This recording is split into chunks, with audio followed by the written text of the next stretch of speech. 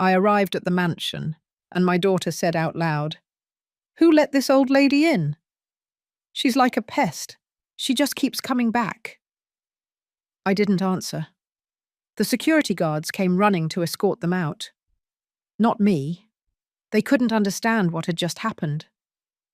Victoria stood in the center of the living room, surrounded by her friends. All of them wore expensive designer dresses and jewelry that sparkled under the afternoon light. She looked at me as if I were dust on her shoe, as if my presence dirtied the air she breathed. Her lips curled into a cold smile, the one I knew so well, the same smile she gave me the day she threw me out of her life. "Mum," she said, dragging the word out as if it burned her mouth. "What are you doing here again? Don't you ever get tired of humiliating yourself?" Her friends laughed. One of them, a thin woman with perfectly straight blonde hair, whispered something into another's ear. They all looked at me as if I were a pathetic show, a lost old woman who didn't know when to leave. I stood still. I didn't say a thing. I just held my purse with both hands and looked at all of them, one by one, without rushing. Victoria took a step toward me. "You know what? I'm done. I'm going to call security to get you out of here once and for all. This is too much. You can't keep showing up here as if you have some kind of right." She raised her hand and snapped her fingers. 2 security guards appeared from the main entrance. They were large, uniformed men with serious expressions. They walked quickly toward us. Victoria pointed at me with contempt. "Get her out of here. I don't want to see her prowling around my house again." The guards approached. But not me. They stopped in front of Victoria. One of them, the tallest one, cleared his throat. "Miss Diaz, we regret to inform you that you and your guests must leave the property." Silence dropped like a stone. Victoria blinked. "What did you say?" The guard did not look her in the eye. He kept his gaze straight ahead, professional, firm. "This property belongs to Mrs. Eleanor Diaz. She is the legitimate owner. You do not have authorization to be here without her consent." The words floated in the air like thick smoke. No one moved, no one breathed. Victoria looked at me. Her eyes were wide open, full of confusion, of rage, of something that looked like fear. "What? What is he saying?" I still didn't speak. I just looked at her, calm, serene. The second guard stepped forward. "Miss, please come with us to the exit. If you wish to discuss this matter, you may do so through the corresponding legal channels."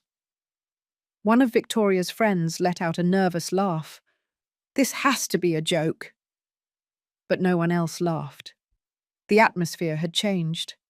The afternoon light seemed colder now, the shadows longer. Victoria took a step back. "No, no. This can't be real. This house is mine. Robert gave it to me. He promised me that."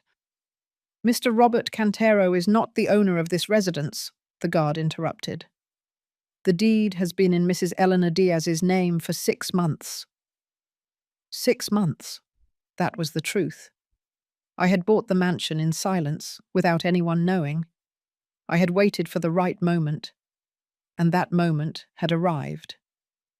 Victoria looked at me as if seeing me for the first time, as if suddenly I were someone else. "You? You bought this? With what money? You have nothing. You are a nobody." I didn't reply. Words were no longer necessary. The guard extended his hand toward the door. "Miss, please." Victoria's friends began to move. They picked up their purses. They adjusted their shoes. They mumbled quick apologies and walked toward the exit with their heads down. None of them looked back. None of them said anything else. Victoria remained standing in the middle of the living room. Her face had lost all color. Her hands were trembling. "This can't be happening. It can't be."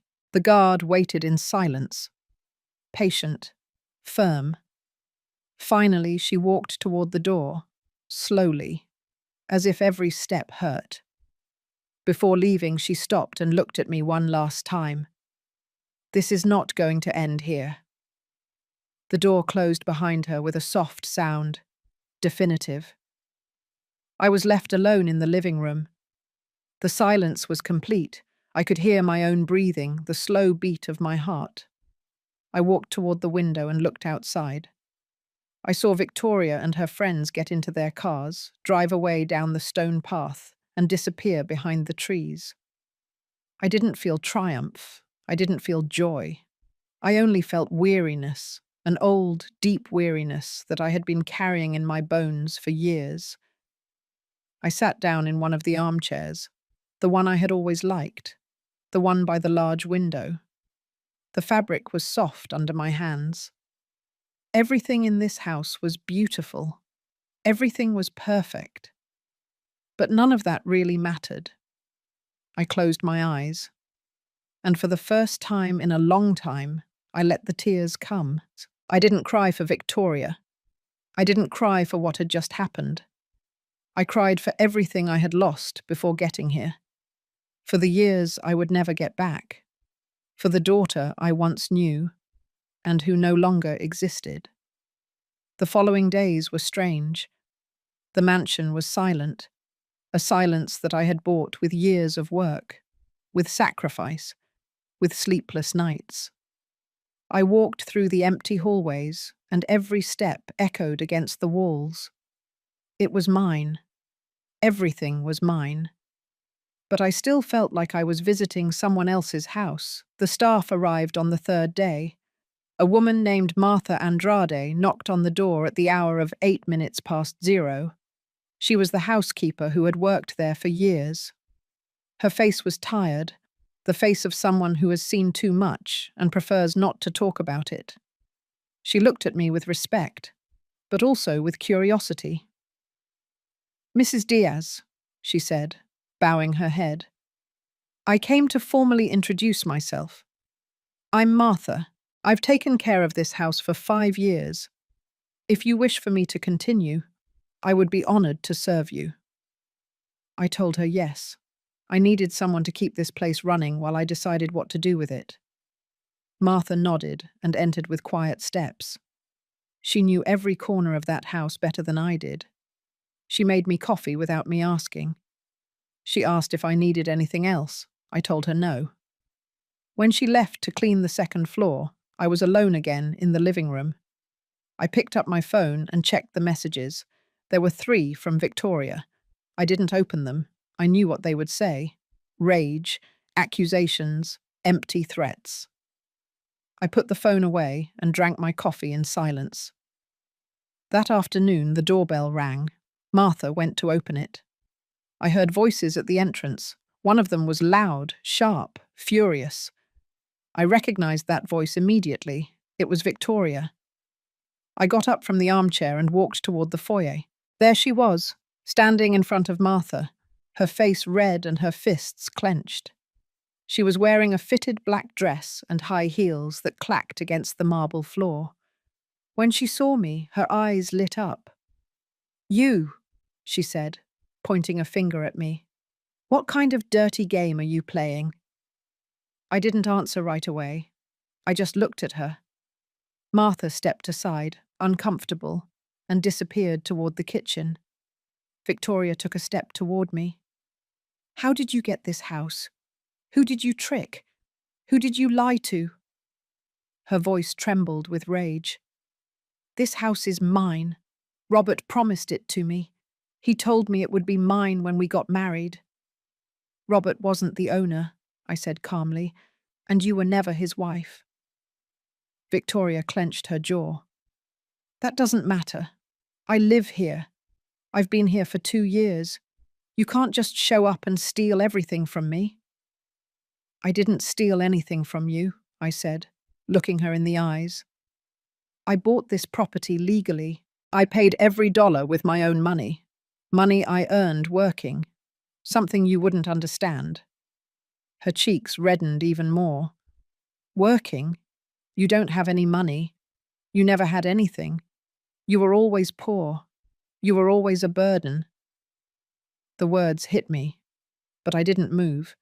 I didn't back down. I had heard worse things. I had survived worse things. Think what you want, I said. But this house is mine, and I need you to move your things out in the next 3 days. Victoria gasped. 3 days? Are you kidding me? I have nowhere to go. You have Robert, I said. He has other properties. I'm sure he'll take you in. Something changed in her expression.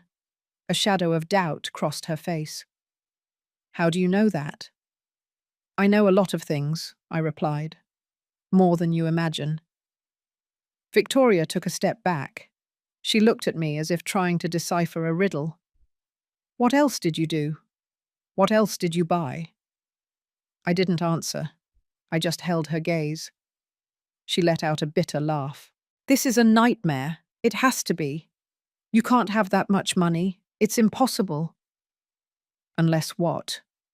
She stopped. Her eyes narrowed. Unless you did something illegal. I didn't do anything illegal, I said with a firm voice. Everything I have, I got honestly. Something you can't say about yourself. What is that supposed to mean? It means I know how you live. I know where your money comes from. I know that Robert is married to another woman. I know that you are just his mistress. And I know that he is losing everything he has. The silence that followed was brutal. Victoria looked at me as if I had pulled the floor out from under her feet. Her mouth opened, but no words came out. Robert has debts, I continued. Big debts, with dangerous people. And when he can't pay, they will come for everything he owns, including the properties where you thought you were going to live forever. Victoria shook her head. You're lying. You're making this up to hurt me. I'm not lying, I said. And I don't need to make anything up. The truth is enough. She backed away toward the door. Her hands were trembling. I don't believe you. I can't believe you. You don't have to believe me, I said. But in 3 days, I want this house empty. If you don't do it voluntarily, the lawyers will take care of it. Victoria opened her mouth to say something else, but she stopped. She looked at me one last time with pure hatred and slammed the door shut. The noise echoed throughout the house. I remained standing in the foyer. My hands were trembling slightly, not from fear, from adrenaline, from something I hadn't felt in years. Power, control, the ability to say no and have it matter. Martha appeared from the kitchen with a worried expression. Are you all right, Mrs. Diaz? I nodded. I'm fine. Thank you. That evening I sat on the back patio of the mansion. The garden was lit with soft lights that made the flowers and perfectly manicured shrubs glow. The air was cool. I could hear the distant sound of traffic, but here everything was peaceful. I thought about Victoria, about her face full of rage and confusion, about the words she had said to me. You were always a burden. Those words had lived inside me for years. I had believed them. I had accepted them as truth. But no longer. I closed my eyes and breathed deeply. The air smelled of jasmine, of wet earth, of life. For the first time in a long time, I felt alive. The 3 days passed in silence. Victoria didn't come back. She didn't call. She didn't send messages. It was as if she had disappeared off the map. Martha informed me that she had come early one morning with a moving truck and had taken her things without saying a word. She didn't leave a note. She didn't leave anything. I sat in the same armchair by the window and looked at the garden. The roses were blooming. Red, white, yellow. Perfect. As if nothing had happened. As if the world kept turning regardless of the pain one carried inside. I took a cup of tea that Martha had prepared for me. It was hot and sweet. I drank it slowly, feeling the warmth go down my throat and settle in my chest. It was a simple moment, quiet. But for some reason, the tears began to fall. I don't know why I cried. Maybe for everything. Maybe for nothing. Maybe because I finally had time to do it. Martha entered the living room with silent steps. She saw me crying and stopped at the door, unsure whether to approach or leave. I motioned with my hand for her to stay. She came closer and sat in the armchair across from me. "Mrs. Diaz," she said softly, "may I ask you something?" I nodded as I wiped my cheeks with my hand. "How did you get here?" she asked. "When Miss Victoria lived here, she always spoke of you as if, well, as if you had nothing, as if you were someone unimportant.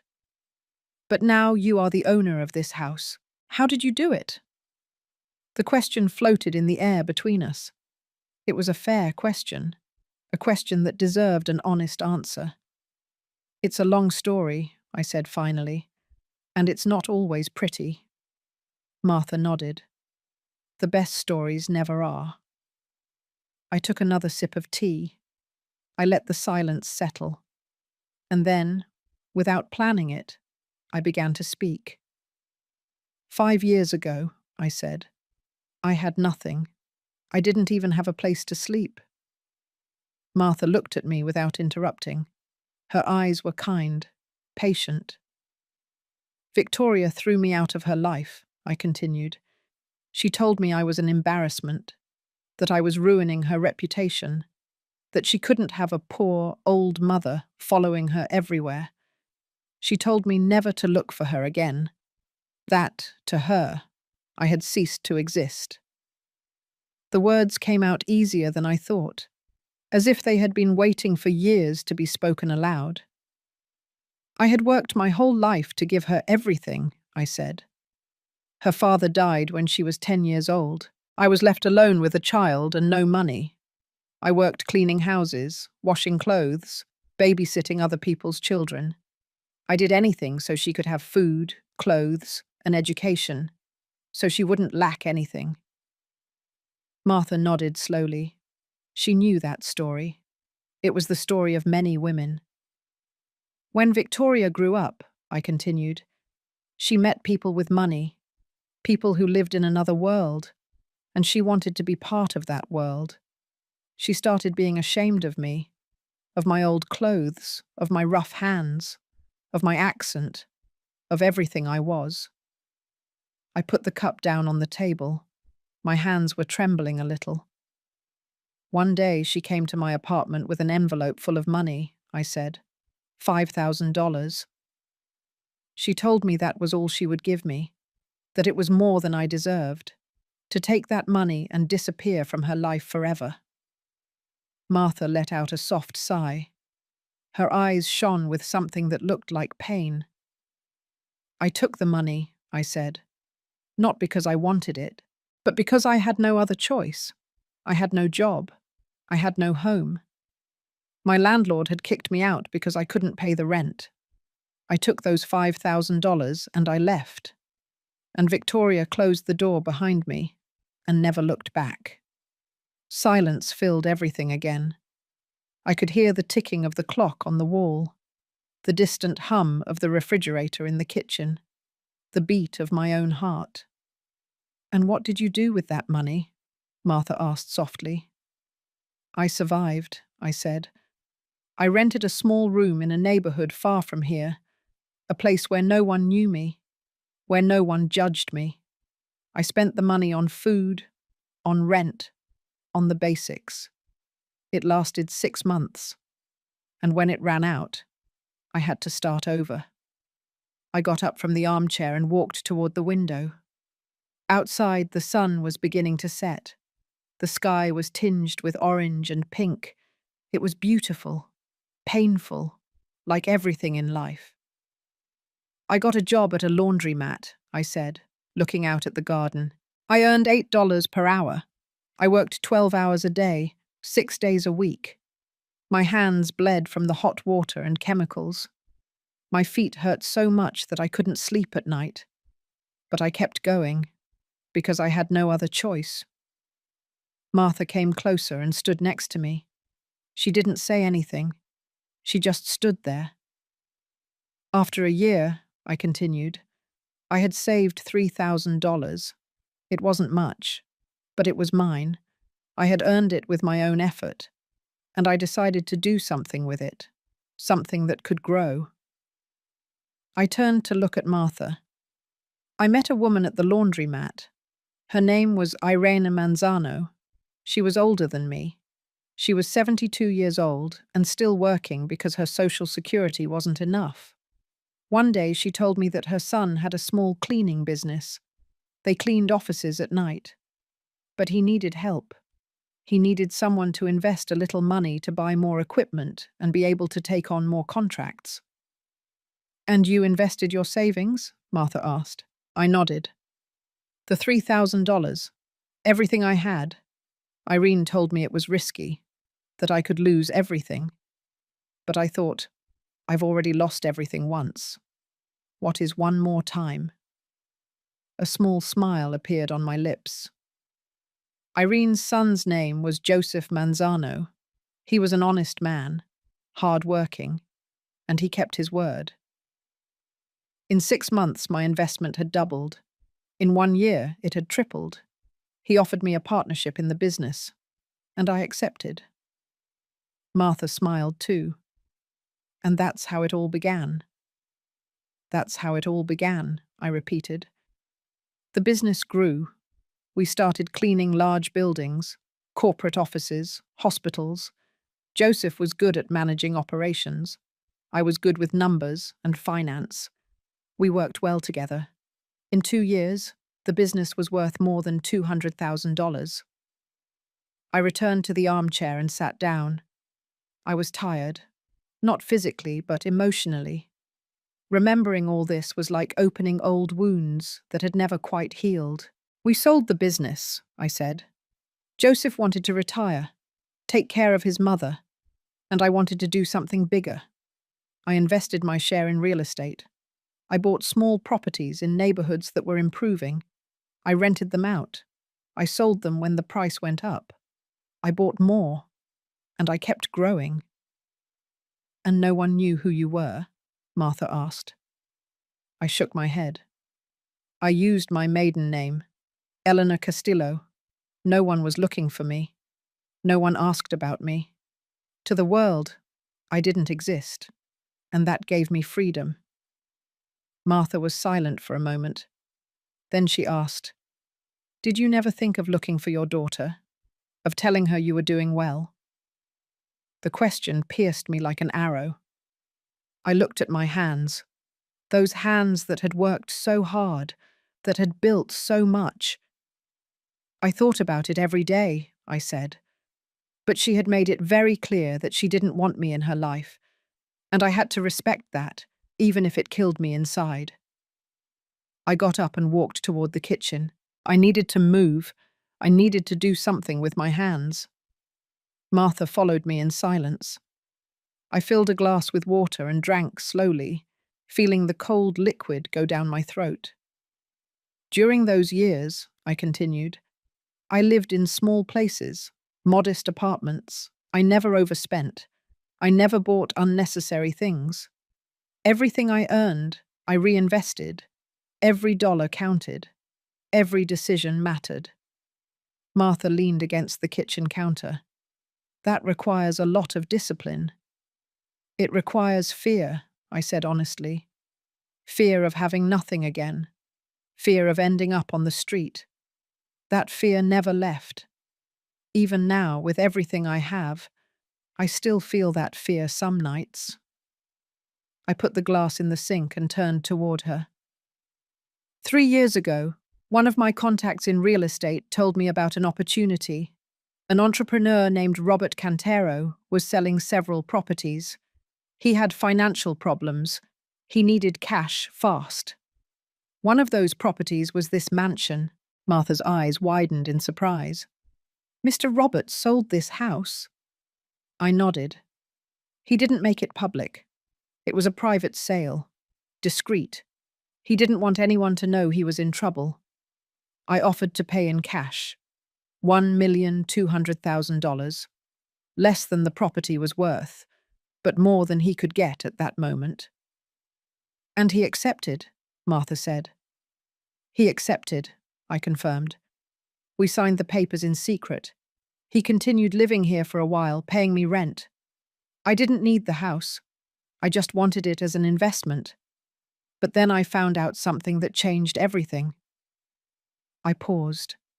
The words that followed were difficult to say.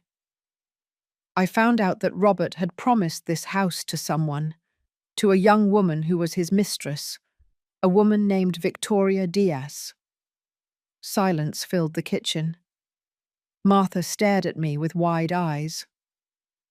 At first, I didn't make the connection, I said. Diaz is a common last name. But then I saw a photograph Robert had in his office. It was her, my daughter. Older, different. But it was her, living in my house, believing it was hers. Martha shook her head slowly. My goodness. I told Robert that I needed him to vacate the property, I continued. He asked me for 6 more months. He said he needed time to find another place. I agreed, but he never did. Instead, he told Victoria the house was hers, that he had given it to her. He lied. I walked back to the living room. Everything was exactly as I had left it. The teacup on the table, the armchair by the window, the orange light of the sunset coming through the glass. I sat down again and closed my eyes. When the 6 months were up, I said, I asked Robert to leave. He said he needed more time. I said no. Then I sent my lawyers. They gave him 30 days. He left. But Victoria stayed. She didn't know the house wasn't hers? Martha asked, sitting across from me again. Robert never told her, I replied. He simply disappeared.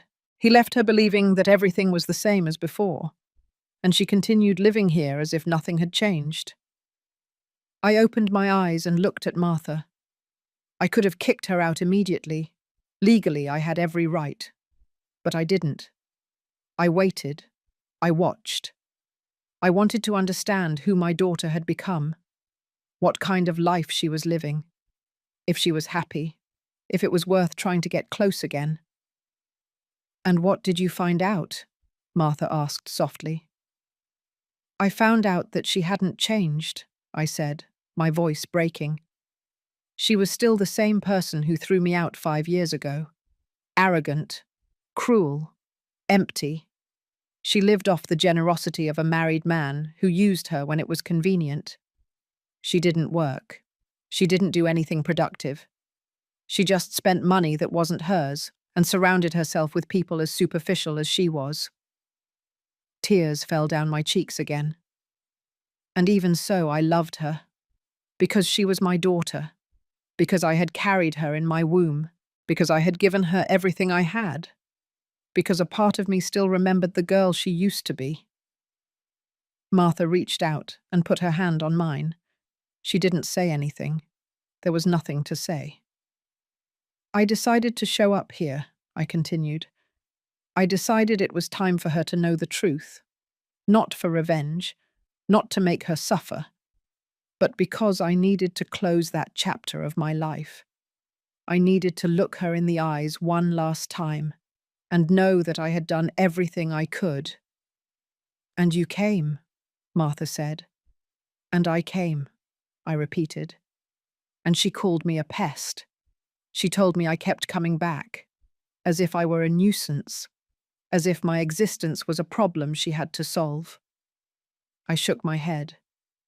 At that moment, I understood that there was nothing to save, that the daughter I knew had died a long time ago, and that the woman standing in front of me was a stranger. Martha squeezed my hand. I am so sorry, Mrs. Diaz. Me too, I whispered. We sat in silence as the daylight slowly faded. The shadows lengthened across the floor. The air grew cold. Outside, the birds sang their last song before night came. "Do you know what the saddest thing is?" I said after a long time. "She never asked me how I was. She never asked me if I had a place to sleep, if I had food, if I was sick. Nothing. To her, I simply ceased to exist the day she gave me that money." "Some people cannot see beyond themselves," Martha said. "It is not your fault." "I know," I said, "but it hurts anyway." I wiped the tears with the back of my hand. After she threw me out, I spent nights sleeping in bus stations, on park benches, in homeless shelters. I was 65 years old. I was tired. I had pains in my knees, in my back, in my hands. There were days when I didn't want to get up, days when I thought it would be easier to just give up. "But you didn't," Martha said. "I didn't," I confirmed. Because deep down, I still had hope. Hope that one day Victoria would look for me, that she would regret it, that she would tell me she was sorry, that hope kept me alive when nothing else did. I got up from the armchair and walked toward the window. The garden lights had turned on automatically. Everything glowed softly in the darkness. "But that hope also hurt me," I said, "because it prevented me from fully moving on. It kept me tied to a past that was never going to come back." Martha left that night after preparing my dinner. I was left alone in the mansion, walking through the empty hallways, touching the walls, feeling the weight of everything I had built. It was strange to be there. It was my house, but it didn't feel like a home. Maybe it never would. I went to bed early, but I couldn't sleep. I tossed and turned for hours, looking at the ceiling, listening to the sounds of the house. Every creak, every sigh of the wind against the windows. Everything kept me awake. At the hour of 0:03, my phone rang. The screen shone in the dark. It was an unknown number. I hesitated for a moment, but finally answered. "Hello?" "Mum." Victoria's voice sounded different, lower, more controlled, but still loaded with venom. I didn't say anything. I just waited. "I need to talk to you," she said. "Now." "It's the hour of 0:03, I replied. "I don't care. I need to understand what's happening. I need to know how you did this." I sat up in bed and turned on the nightstand lamp. The light hurt my eyes for a moment. "Victoria, all of this." Her voice trembled. "The house, the money. How did you get all of this? You had nothing, you were a nobody. And now you show up as if you were a millionaire." "I'm not a millionaire," I said calmly. "But I have enough." "Enough for what? To ruin my life? To take everything I have?" "I didn't take anything from you," I said. "You never had anything that was really yours. Robert lied to you. He made you believe that house was yours. But it never was." I heard her heavy breathing on the other end of the line. "Robert promised me that house. He promised me." "Robert is a liar," I said. "And you were naive enough to believe him. He's married, Victoria. He has a wife and 2 kids. You were just his distraction, his secret." Silence stretched between us like an abyss. "How do you know that?" she finally asked. "Because I did my homework," I replied. "Because I investigated before buying that property. Because I don't trust people's words. I trust the facts." "You're a liar," she said, her voice choked. "You're making all this up to hurt me." "I don't need to make anything up," I said. "The truth is enough. And if you don't believe me, ask Robert. Ask him where he's been all those nights he said he had business meetings. Ask him why he never introduced you to his family. Ask him why he never posted a single photograph with you on his social media. Victoria didn't answer. I could hear her breathing. Fast. Short. But that's not all, I continued. My voice was cold now, emotionless. I also bought something else. Something that will interest you. What? Her voice was barely a whisper. I bought the building where Robert has his main office, I said. The entire building. I acquired it 2 months ago. And now I am his landlady. His lease agreement expires in 3 weeks. And I'm not going to renew it. The silence was absolute. Why would you do that?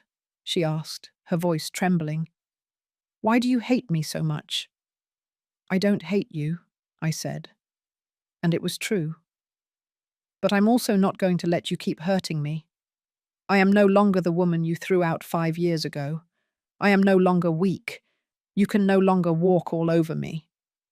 This is revenge, she said. This is pure revenge. No, I replied. This is justice. There is a difference. There is no difference, she yelled. You are destroying my life because you are resentful, because you couldn't be anything without me feeling sorry for you. Her words hit me like punches, but they didn't hurt like before. They no longer had the same power over me. I gave you $5,000, she continued. I gave you more than you deserved. And now you come to take everything from me. You are ungrateful. You are a bad mother. A bad mother, I repeated. The rage began to grow inside me, a rage that had been dormant for years. I worked 3 jobs so you could have new shoes when you were a child. I spent sleepless nights taking care of you when you were sick. I sold my wedding rings to pay for your college. I gave you everything I had. Everything, and you threw me out like I was trash. Because you were an embarrassment, she said. Because you embarrassed me in front of my friends. Because I couldn't bring anyone home without them seeing my mother in old clothes and with rough hands. Those rough hands fed you, I said with a firm voice. Those old clothes got dirty so yours could be clean. And if that embarrassed you, then the problem was never me. The problem was always you. Victoria let out a sound that was half laugh, half sob.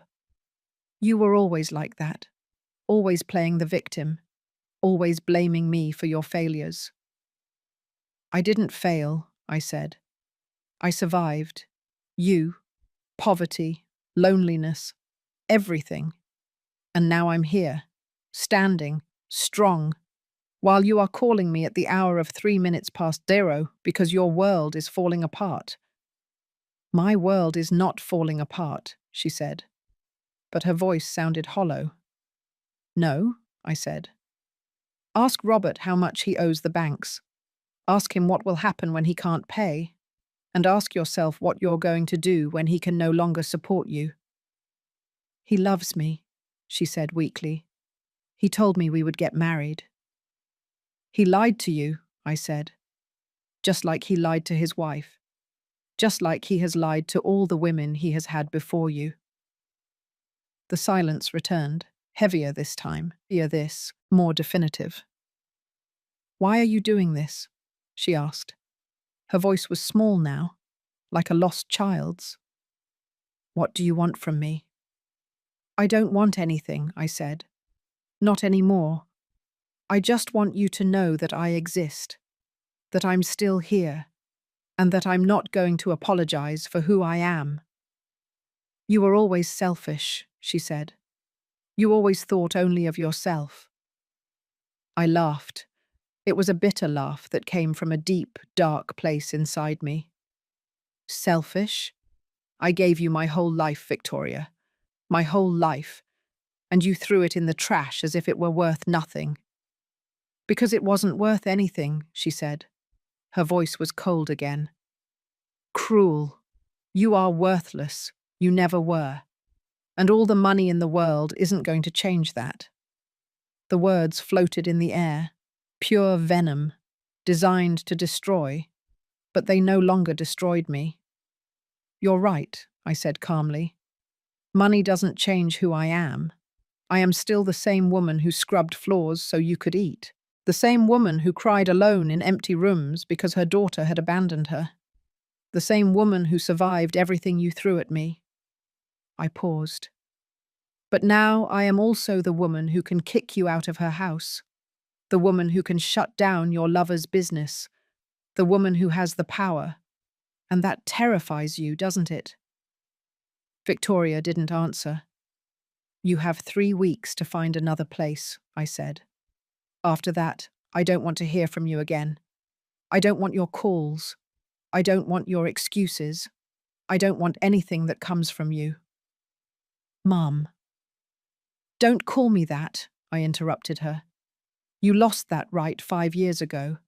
To you, I am Eleanor. Nothing more. I hung up the phone. My hands were trembling.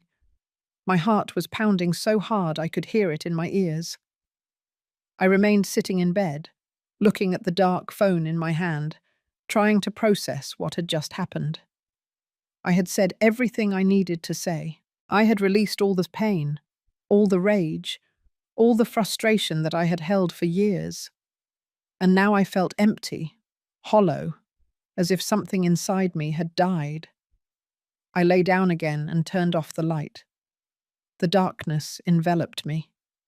I closed my eyes and tried to sleep, but the tears came again. Silent, endless. I cried for the daughter I had lost, for the relationship we would never have, for all the wasted years, for all the love I had given and that was never returned. And I cried for myself, for the woman I had been, for the woman I could have been, for the woman I now was. The following days passed slowly. Martha came every morning. She prepared breakfast, cleaned the house, and then left. I spent the hours walking in the garden, sitting on the patio, watching the sky change colour. I didn't talk much. There wasn't much to say. One afternoon, Martha handed me an envelope. "This arrived for you, Mrs. Diaz." I opened it. It was an invitation, elegant, printed on thick paper with gold lettering.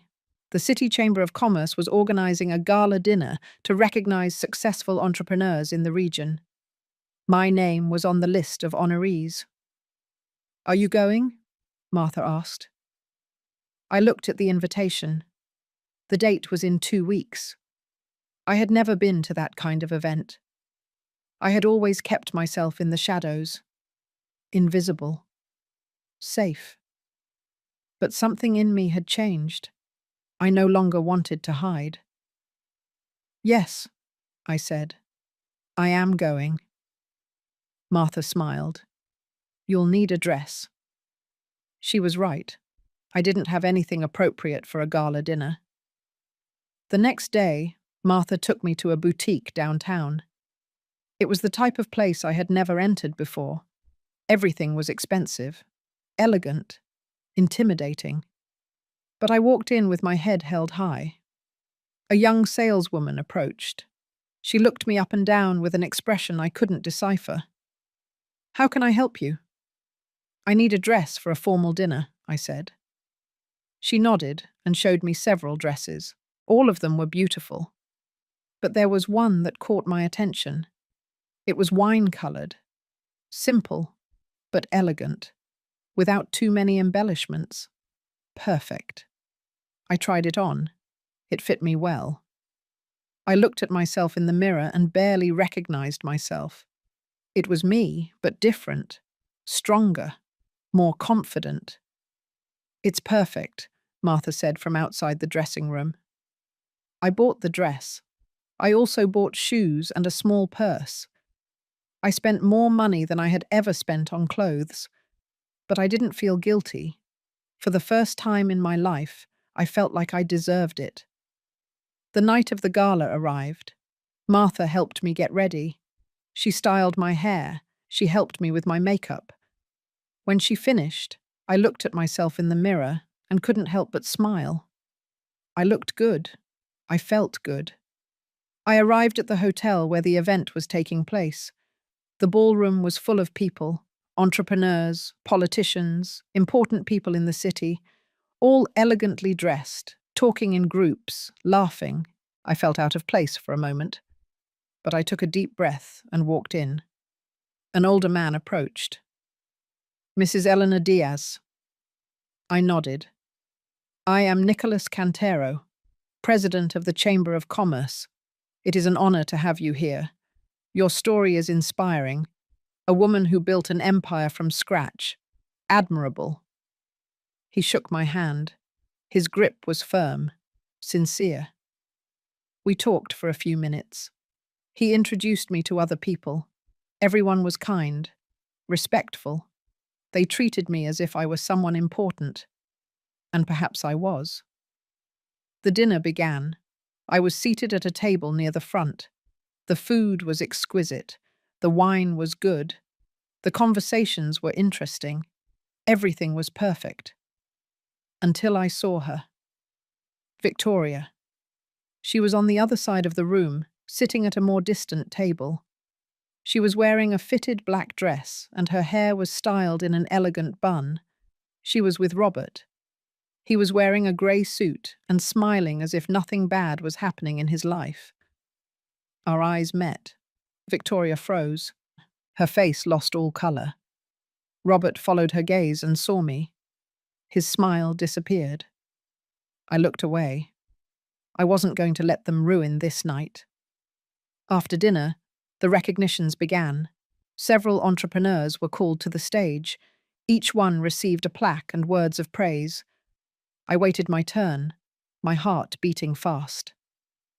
"And now," Nicholas Cantero said from the podium, "we want to recognize an extraordinary woman, someone who faced adversity with courage and built a successful business from nothing. A woman who represents the true entrepreneurial spirit. Mrs. Eleanor Diaz, please come forward." I stood up. My legs trembled a little, but I walked toward the stage with my head held high. The entire room applauded. I climbed the steps and took the plaque Nicholas handed me. "Mrs. Diaz," he said into the microphone, "would you like to say a few words?" I hadn't planned on speaking, but something in me wanted to. I took the microphone and looked at the audience. All eyes were on me, including Victoria's. "Thank you," I began. My voice sounded stronger than I expected. "This recognition means a lot to me, not because I need external validation, but because it represents all the work I have done, all the sacrifice, all the sleepless nights, all the times I wanted to give up, but I didn't."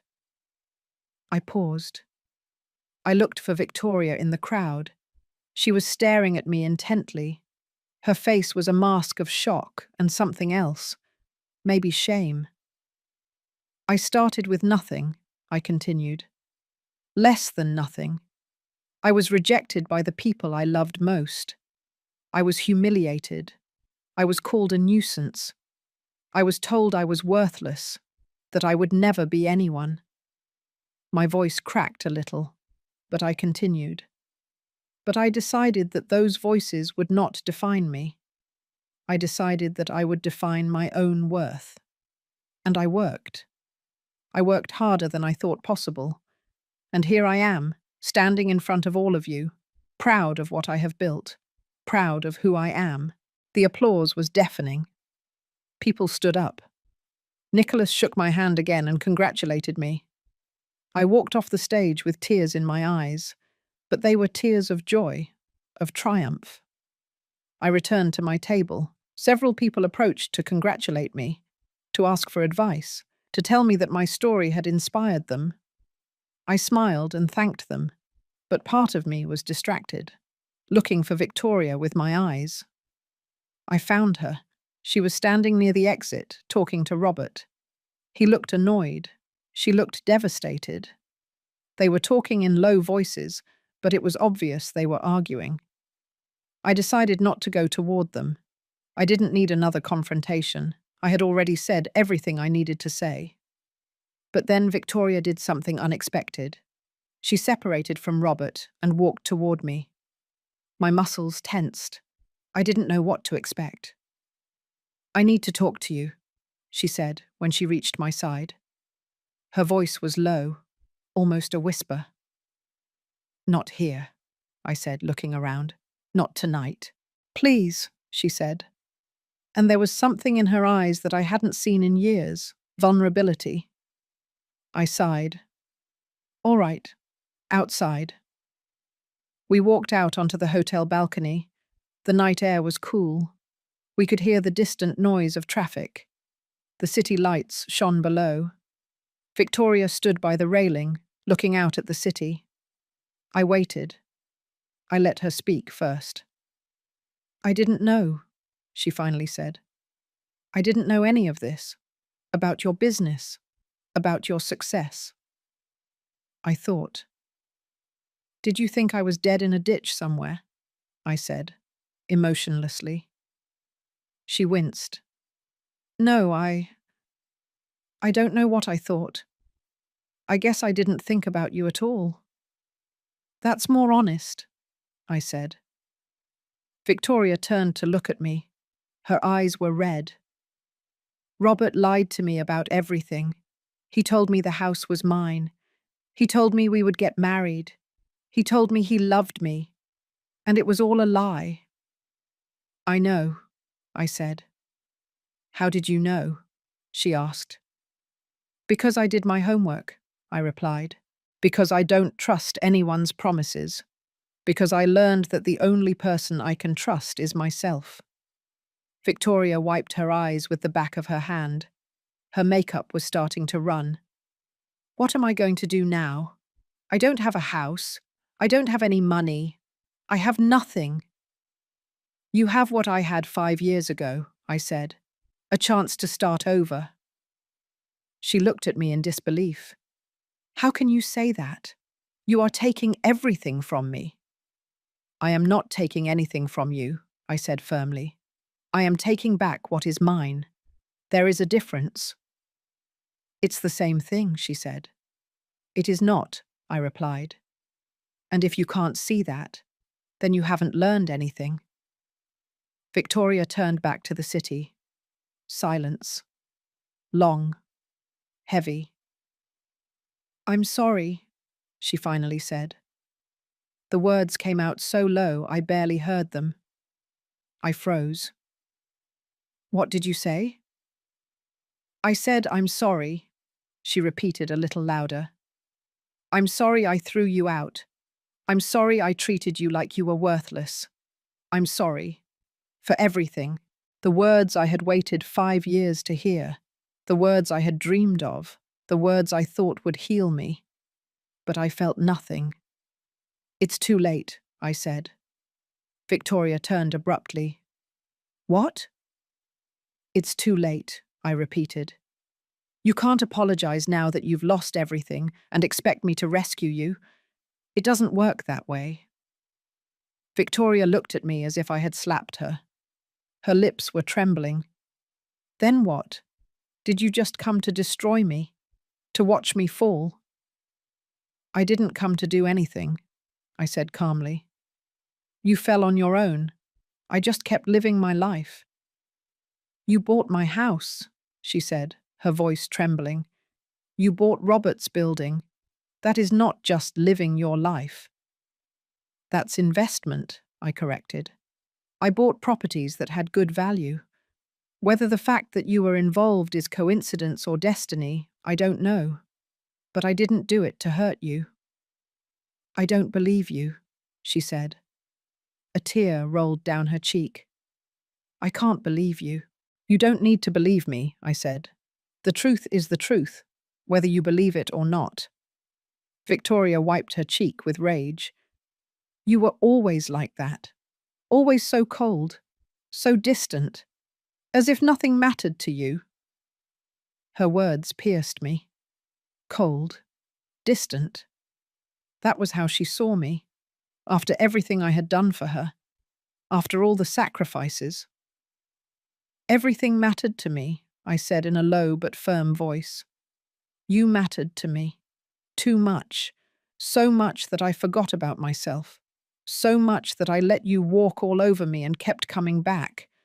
But no longer. I am no longer that woman. Then who are you? She asked bitterly.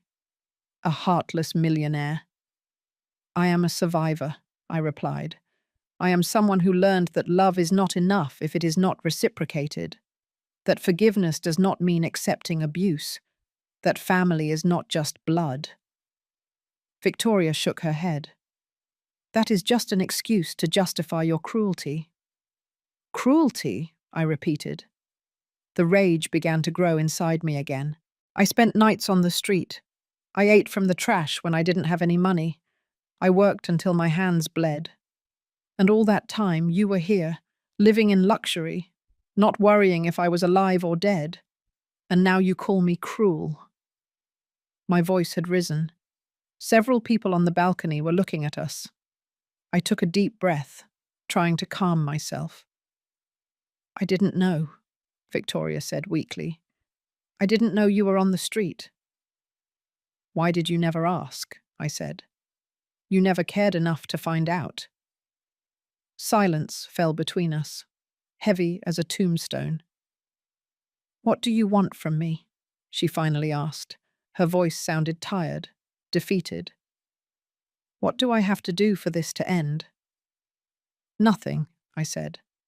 I don't want anything from you. I just want you to go your way, and I will go mine. No more contact, no more calls, no more drama. And that's it? She asked, incredulous. We just end like this, after everything? After everything, I repeated. Yes, that is how it ends. Victoria stared at me for a long moment. Then she said something I never expected to hear. At least Robert loves me. At least I have someone. You don't have anyone. You are completely alone. The words were designed to hurt, to find the weak point and stab it there. And for a second, they worked. I felt the sting of pain. But then something changed. I looked at my daughter, at this woman who had been my entire life for so many years, and I realized something. I didn't care what she thought. I didn't care what she said. She no longer had power over me. You're right, I said calmly. I am alone. And you know what? I prefer to be alone and at peace than accompanied and miserable. I prefer my authentic solitude to your fake company. I prefer to sleep peacefully knowing I owe nothing to anyone than to live surrounded by people who only want me for what they can get from me. Victoria blinked, surprised by my response. Robert doesn't love you, I continued. He uses you, and you allow it because you are afraid to be alone, because you have built your worth around the men who support you. I built my worth on my work, on my integrity, on my ability to get up every time I fell. And that is a worth that no one can take from me. I approached her. We looked directly into each other's eyes. You can keep Robert if you want. You can continue living that lie. But don't use me as an excuse when everything falls apart. Because this is not my fault. It never was. I took a step back. Now, if you will excuse me, I have a celebration to return to. I turned and walked toward the balcony door. But before entering, I heard her voice one last time. I always knew you hated me. I stopped. I didn't turn around. I just spoke into the night. I never hated you. That's the problem. I never could. But I don't love you like before anymore, and I think that is worse for you. I entered the ballroom and left Victoria alone on the balcony. The rest of the night passed in a blur. I spoke with more people. I smiled. I thanked them for the compliments. But my mind was elsewhere. On those last words with my daughter. On the way her eyes had filled with tears when I told her I didn't love her like before anymore. It wasn't completely true. There was still love, but it was different now. It was the love you have for something you lost a long time ago, the love for a ghost, for a memory of what could have been, but never was. When the gala ended, I left the hotel. My chauffeur was waiting for me outside.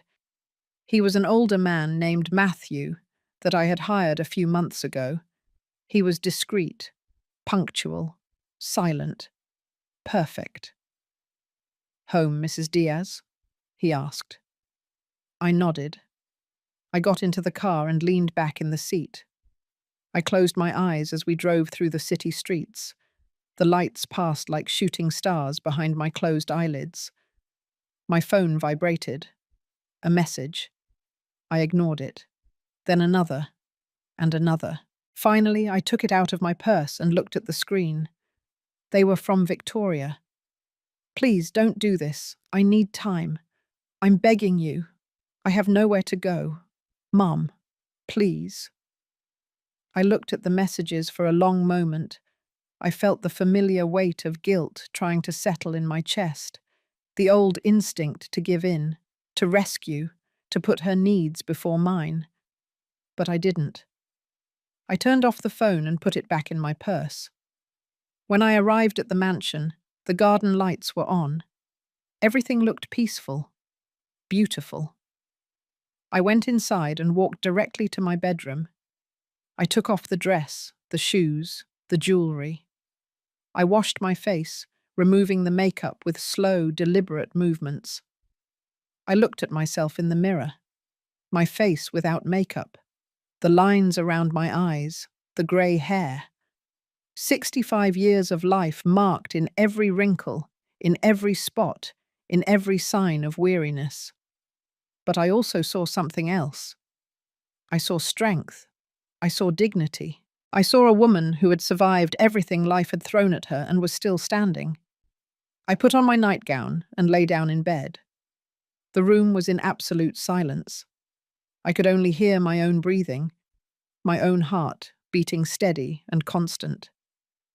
I thought about Victoria again, about her desperate messages, about her face when I told her I didn't love her like before anymore.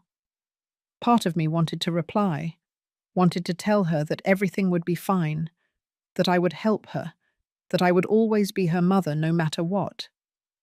But another part of me, the part that had grown during these 5 years, the part that had learned to value herself, told me no, that I had given enough, that it was time to let her find her own way, just as I had had to find mine.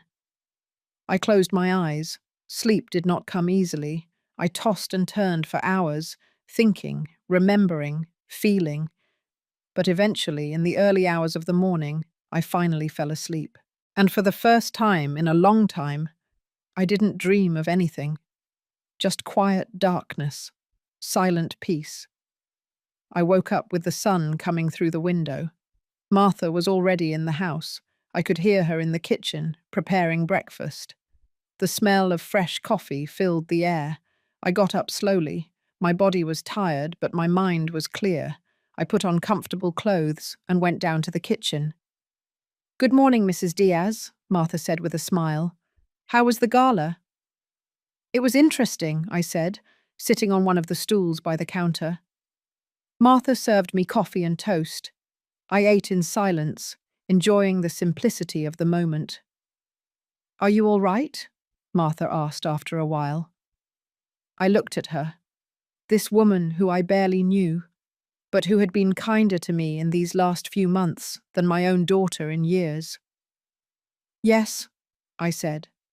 "I think so." 2 weeks passed. 2 weeks of silence. Victoria didn't write again. She didn't call. It was as if she had disappeared. Part of me wondered where she was, how she was. But I didn't look for her. I didn't ask. I let the silence do its work. I continued with my routine. I got up early, had breakfast with Martha, checked my investments, made business calls. In the afternoons, I walked in the garden or read on the patio. It was a quiet, simple life. And for the first time in a long time, I felt at peace. Until one morning, Martha entered the living room with the newspaper in her hand. Her face was tense. "Mrs. Diaz," she said with a worried voice, "you need to see this." I took the newspaper. In the society section, there was an article. The headline read, "Local businesswoman accused of fraud and extortion by her own daughter." My heart stopped. I read the entire article. Victoria had given an interview to the newspaper. She said that I had used illegal methods to build my fortune, that I had extorted Robert Cantero into selling me properties below their value, that I had kicked her out of her home for no reason, that I was a cruel and vengeful mother who only wanted to destroy her own daughter out of jealousy.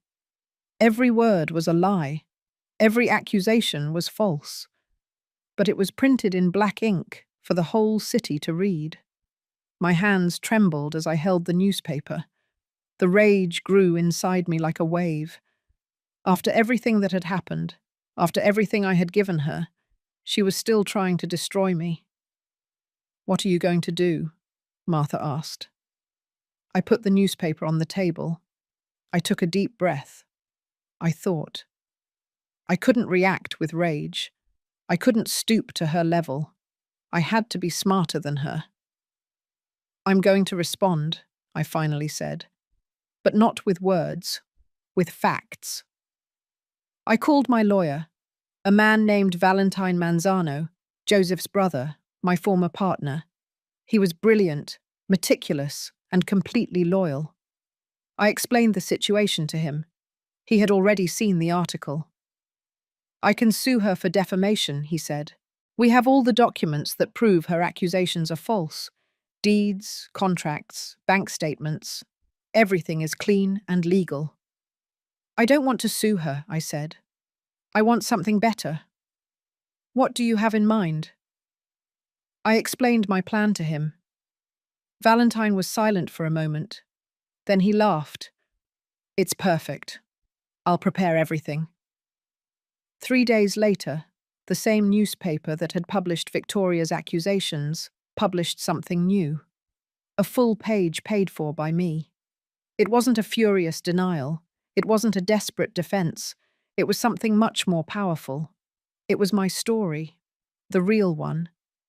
It included photographs of my early years, me cleaning houses, me working at the laundromat, documents that showed how I had built my business step by step, dollar by dollar. Testimonials from Joseph Manzano and Irene about my work and my integrity. Copies of all the deeds and contracts, showing that every property I owned had been acquired legally and at fair market price. But the most important part was the end. A photograph of an envelope. The envelope that Victoria had given me 5 years ago with $5,000. I had kept it.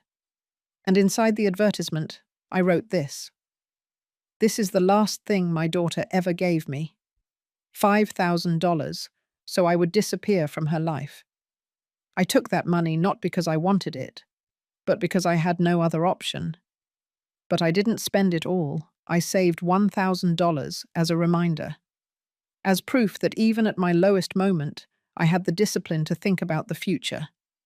That bill was the first of many that came after. And now, 5 years later, that bill is worth much more than $1,000. It is worth my dignity, my strength, my story.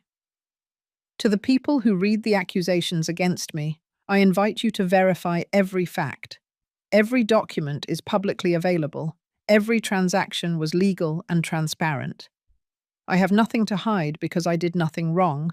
I built my fortune with honest work, with sacrifice, and with the determination to never give up. And to my daughter, I say this, I forgive you. Not because you deserve it, but because I deserve peace. I forgive you for the lies, for the accusations, for the pain. But forgiveness does not mean reconciliation. Forgiveness means I will no longer allow you to control my life with your poison. I am moving forward. You should do the same. The reaction was immediate. Social media exploded. People shared the ad, commented, expressed their support. I received hundreds of messages from people who had lived similar situations, women who had been rejected by their families, mothers who had been abandoned by their children. All of them thanked me for telling my story, for being brave, for not hiding.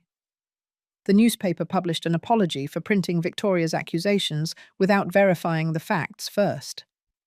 Several media outlets asked for interviews. I refused most of them. I didn't want to turn this into a media circus. I had already said what I needed to say. But there was one interview I accepted.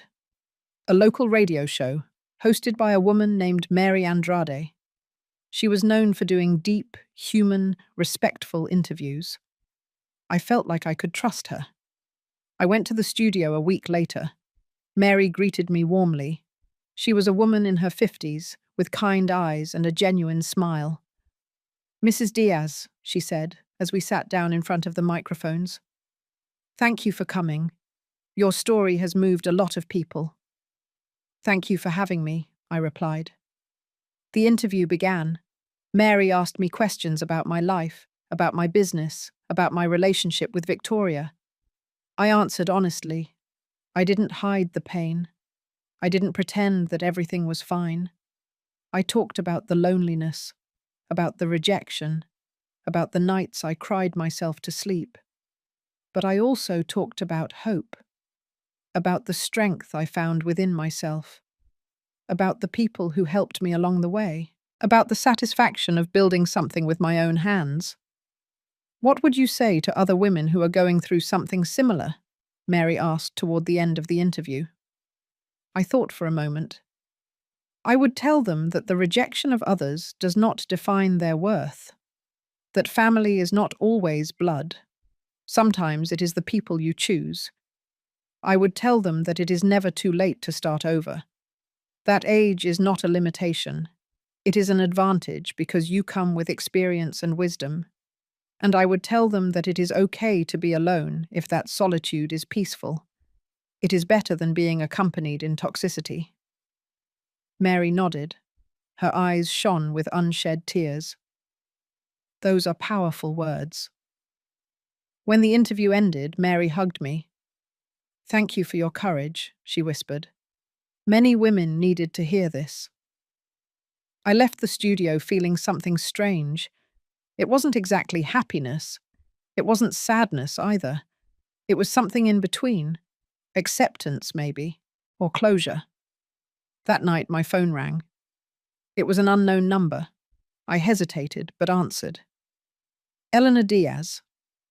It was a woman's voice I didn't recognize. "Yes, my name is Samantha Castillo. I am Robert Cantero's wife." My heart stopped. I didn't expect this. "I know everything," she continued. Her voice was calm, but there was a steel edge to it. "About Robert and your daughter, about the lies, about everything." "I'm sorry," I said automatically. "Don't apologize," she said. "You don't owe me anything. In fact, I owe you thanks. Your actions opened my eyes. I started the divorce process a week ago, and I'm taking everything that is legally mine." I was silent, not knowing what to say. "I only called so you would know that I'm not angry with you," Samantha continued, "and to tell you that I admire what you did. You defended yourself. You didn't let them walk all over you. That is something I should have done years ago." "It's never too late," I said softly. "No," she agreed. "It's never too late. Take care, Mrs. Diaz." She hung up. I sat with the phone in my hand, processing the conversation. Another life touched. Another woman waking up. 2 days later, Valentine called me. "There's something you need to know," he said. "Victoria is trying to sell her story to sensationalist television programs. She's saying that you are persecuting her, that she fears for her safety." I sighed. "Of course she is. Do you want us to intervene legally?" "No," I said after thinking for a moment. "Let her. If she wants to keep digging her own hole, Let her. I'm not going to give her any more attention. Silence will be my answer. Are you sure? Completely. And so it was. Victoria appeared on 2 or 3 low-level television programs, repeating her accusations. But no one believed her anymore. The facts were there for anyone who wanted to see them. And most people had made their decision. The comments on social media were brutal toward her. They called her a liar, ungrateful, manipulative. Part of me felt sorry for her, but a bigger part simply felt nothing. I had spent all my emotional energy on her for too many years. There was nothing left to give. A month later, everything had calmed down. The media had lost interest in the story. Life returned to its tranquil rhythm. I continued to wake up every morning in my house, drink coffee with Martha, work on my businesses. The routine gave me peace. One Sunday afternoon, I was in the garden pruning the roses. It was something I had started doing myself. I liked feeling the soil under my hands, seeing how the flowers responded to the care. It was therapeutic. Martha Bielmzabia came out of the house. "Mrs. Diaz, you have a visitor." I looked up, surprised. I wasn't expecting anyone. "Who is it?" "It's Miss Victoria." I felt as if the air had been sucked out of my lungs. I hadn't seen her since the night of the gala. We hadn't spoken since then. And now she was here. "Do you want me to tell her to leave?" Martha asked. I thought for a moment. I could refuse to see her. I could close that door forever. But something in me needed to know what she wanted. I needed this last meeting to close the circle completely. "No," I said, taking off my gardening gloves. "Tell her to come in." Martha nodded and went back into the house. I stayed in the garden, standing among the roses, waiting. Victoria appeared a few minutes later. She looked different. Her clothes were simple, without the designer labels she always wore. She wasn't wearing makeup. Her hair was tied back in a simple ponytail. She looked tired, small, broken. We looked at each other in silence for a long moment. "Thank you for seeing me," she finally said. Her voice was low, without the edge of arrogance it had always had. I didn't reply. I just waited. "I came to tell you something," she continued. She took a step closer. "I came to tell you that you were right. About everything." I crossed my arms over my chest. "About what specifically? About Robert? About my life? About who I am?" Her eyes filled with tears. "I lost everything. The apartment where I was living. Robert kicked me out when his wife filed for divorce. My friends disappeared when I could no longer pay for expensive dinners and trips. I have nothing, and it's my fault. Everything is my fault." Tears began to fall down her cheeks. "I spent these last few weeks living in a cheap motel, looking for a job, but no one wants to hire me. I don't have experience in anything real. I don't know how to do anything useful. I built my whole life around being pretty and pleasing rich men. And now that that is over, I am nobody." I remained silent. Part of me wanted to comfort her, to tell her that everything would be fine. But another part, the part that had learned to protect itself, stood firm. "Why did you come here?" I asked. "What is it that you want from me?" Victoria wiped her cheeks with the back of her hand. "I didn't come to ask you for money. I know I don't have the right to that. I came because I needed to tell you that I am sorry, truly sorry. I am sorry for everything I did to you. I am sorry I threw you out. I am sorry I treated you like trash. I am sorry I didn't value everything you did for me." Her voice broke. "I'm sorry I wasn't the daughter you deserved. I'm sorry I was so selfish, so blind, so cruel. and I'm sorry it took losing everything for me to realize it. The words floated in the air between us, words I had waited years for. But now that I heard them, I didn't feel what I thought I would feel. I didn't feel victory. I didn't feel satisfaction. I only felt weariness. "What do you want me to do with that?" I asked. "Do you want me to forgive you? Do you want me to tell you that everything is fine?" "No," she said, shaking her head. "I don't expect that. I know I don't deserve your forgiveness. I just needed you to know that I finally understand. I finally see everything you gave me and everything I wasted." I looked at my daughter, at this woman who had been my entire world for so long, and I felt something break inside me, not from pain, but from liberation. "I forgive you," I said softly. Victoria looked up sharply. Her eyes were full of surprise.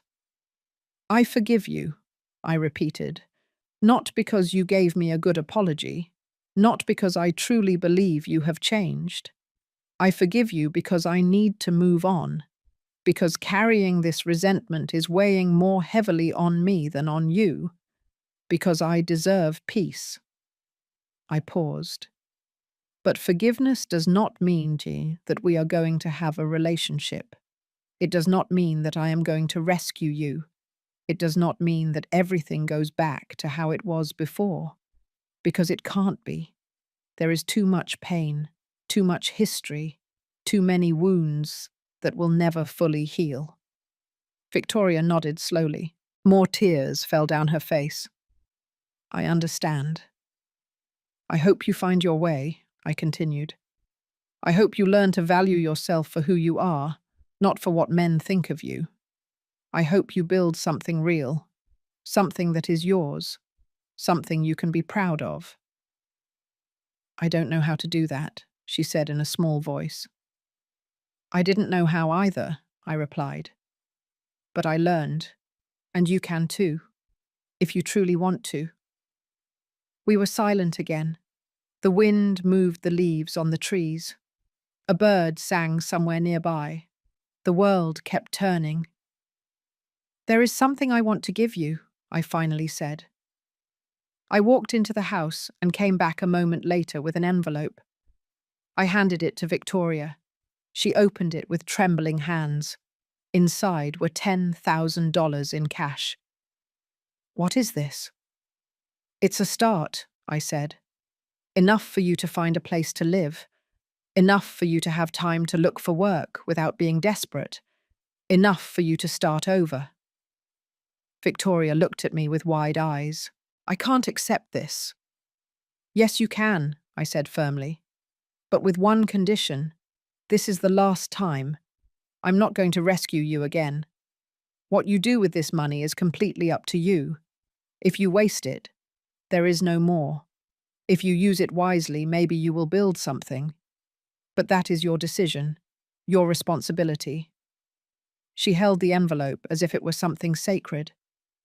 "I don't know what to say." "Don't say anything," I replied. "Just live your life. Be better than you have been.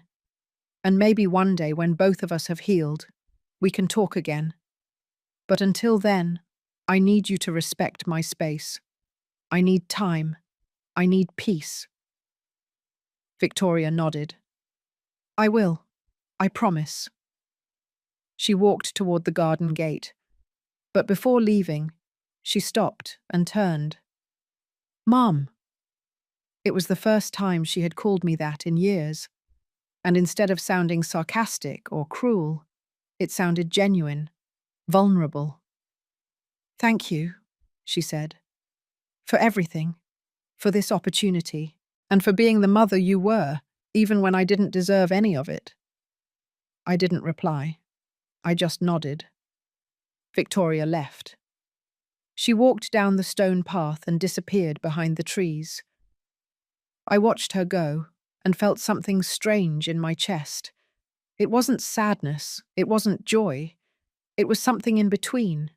Acceptance, closure, peace. Martha came out of the house and stood next to me. Are you all right, Mrs. Diaz? I smiled, a small but real smile. Yes, I am fine. That evening I sat on the patio with a cup of tea. The garden was softly lit. The stars were beginning to appear in the dark sky. Everything was peaceful, perfect.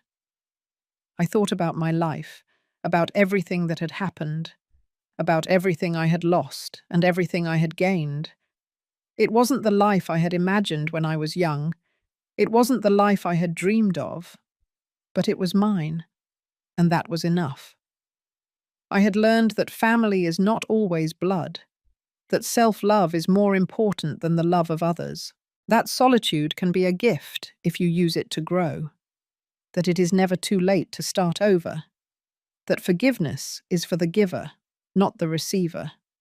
And I had learned that sometimes the greatest victory is not destroying those who hurt you. It is building a life so beautiful that their opinion no longer matters. I drank my tea in silence. The air smelled of jasmine and wet earth.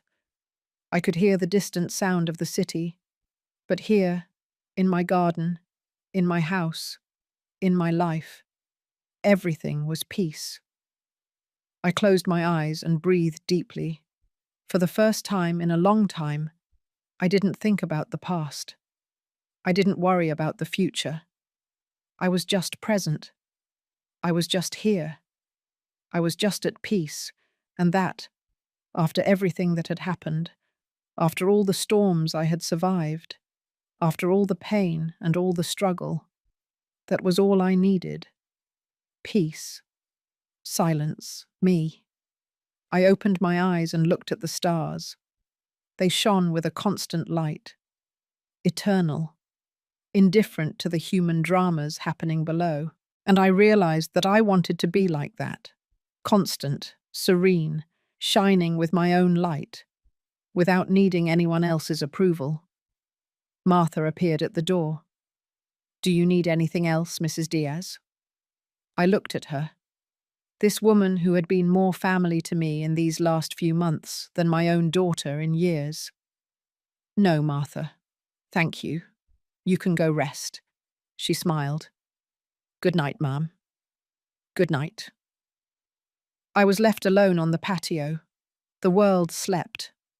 But I was awake, alive, present, and for the first time in 65 years, I felt completely, absolutely free.